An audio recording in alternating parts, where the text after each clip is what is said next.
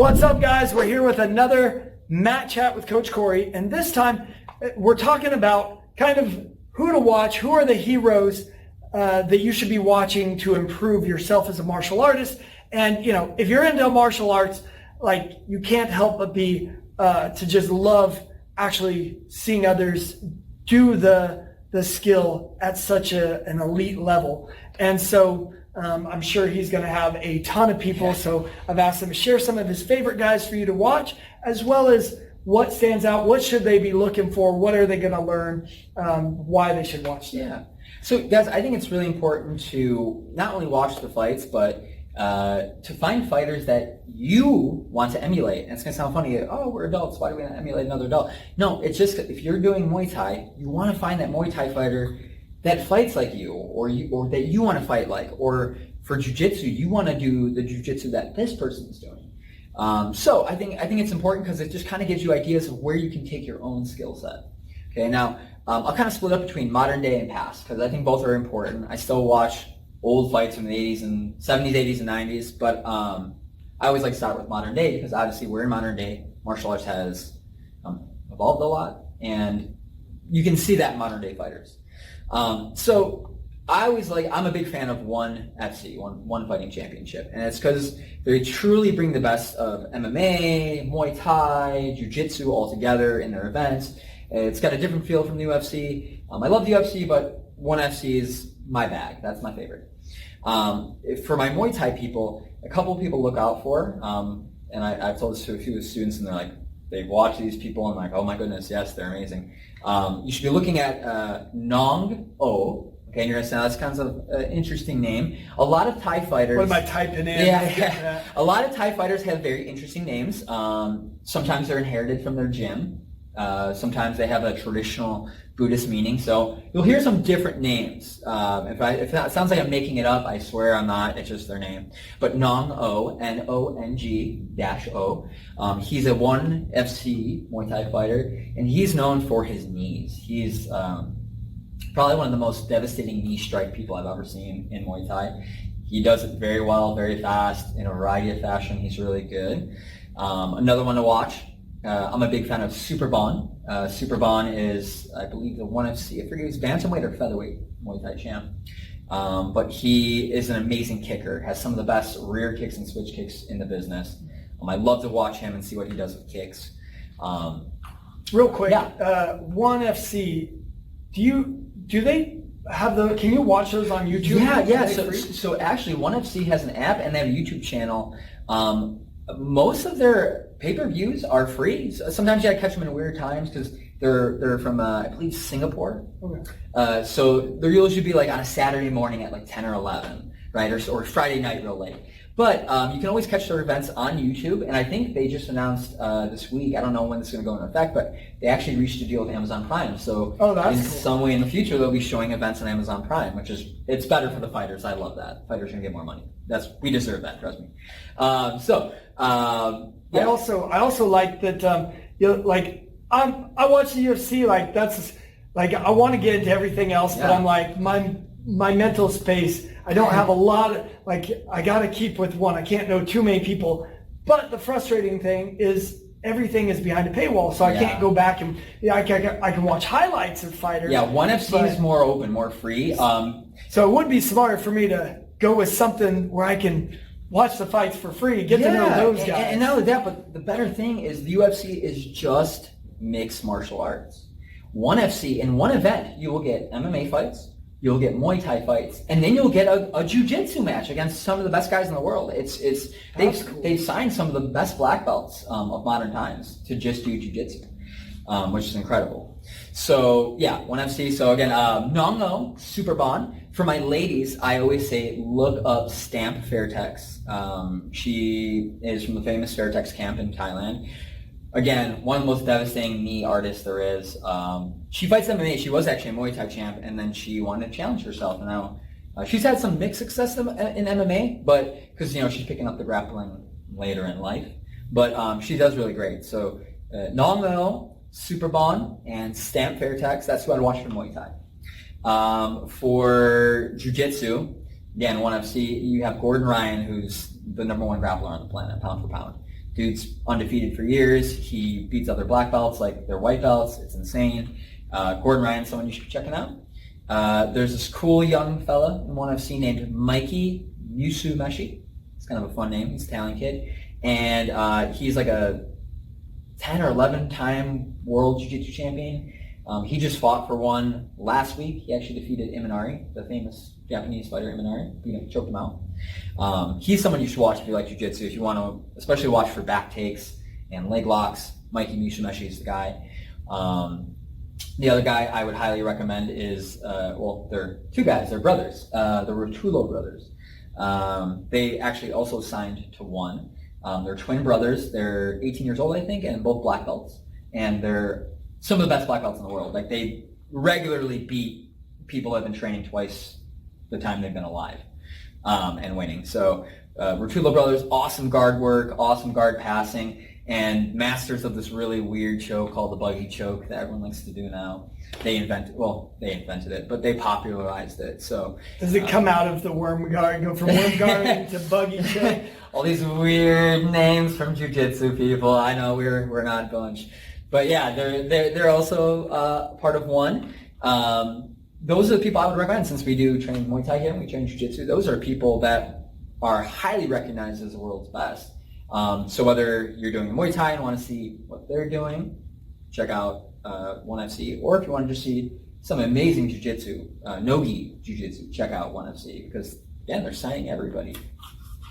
Awesome. And maybe with all these names that are very not your standard Todd, yes. John, Bill. Yeah. Maybe what I can try to remember to do is when this video goes live, I'll maybe see if I can get the names spelled out. Yeah, we could do that, definitely. And I can include the link in the description, or like all the names, the spellings of the names in the description. If I forget, which is very likely, just comment and say, hey, don't forget to put those names out there, and I'll get that updated. So. Yeah, and then as far as legends, I'll make it quick.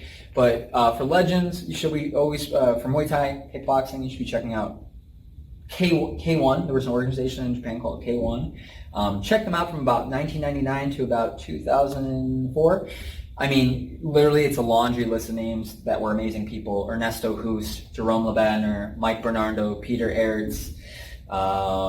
Andy Hug, Francisco Fillo, like all these guys were amazing kickboxers. And then as far as jiu-jitsu, the old school guys, Rickson Gracie was always, not Hoist, Rickson. Rickson Gracie was always like a legend to me in jiu-jitsu because of what he did in Japan. As far as like other grapplers, I've always been really inspired by Renzo Gracie. He was the other Gracie brother that really cross-trained. He took kind of the JKD mindset where his family was like, no, all you need is jiu-jitsu. And he's like, no, I need to train boxing and Muay Thai and wrestling. I'm doing all this stuff. I need to learn all this. So he was another one that really inspired me. And then another one is, and he's a living legend, he's still alive teaching in California, is Eric Paulson. Eric Paulson was, I think, like the first guy I ever saw doing leg locks, and I was just amazed watching this dude with blonde ponytail jump on people's legs and break them. I thought it was the coolest thing in the world. So those are also people worth checking out. And actually, in regards to Eric Paulson, a lot of people ask like why you don't see, or like, because we're very Jeet Kune Do associated here. Like, where's Jeet Kune Do in MMA? And because MMA would just be, Jeet Kune Do is just, can you adapt to the situation? Yeah. So you put yourself in an MMA match and you go, can you adapt to the rule set? So a Jeet Kune Do guy is doing MMA, making full use of MMA, Yep. not doing finger jabs and groin strikes. But with that said, Eric Paulson, I think his start was Jeet Kune Do. Yeah, no, very so Eric Paulson's a full instructor under Dan Inosanto. He is also a certified, what we call shooter in Japan, which means catch wrestler. So he's, and it also has his own catch wrestling style called combat submission wrestling. And then he's also a black belt Brazilian Jiu-Jitsu. And it's funny, I still follow him on social media. He still does it all. You'll see him doing catch wrestling one night. You'll see him in a gi doing jiu-jitsu one night. You see him doing sticks one night. You see him doing hand trapping one night. You see him boxing one night. It's fun. And again, that's a JKD guy. Even though he's mainly a grappler now, you apply that JKD mindset to the ground. That's what I do. I know thousands of techniques, and I use 15 of them because I know what my style is. It's kind of fun. That you can always take that JKD mindset of adapting and kind of filling that cup in regards to your striking or your grappling. You can always tailor make the style to you. Yeah.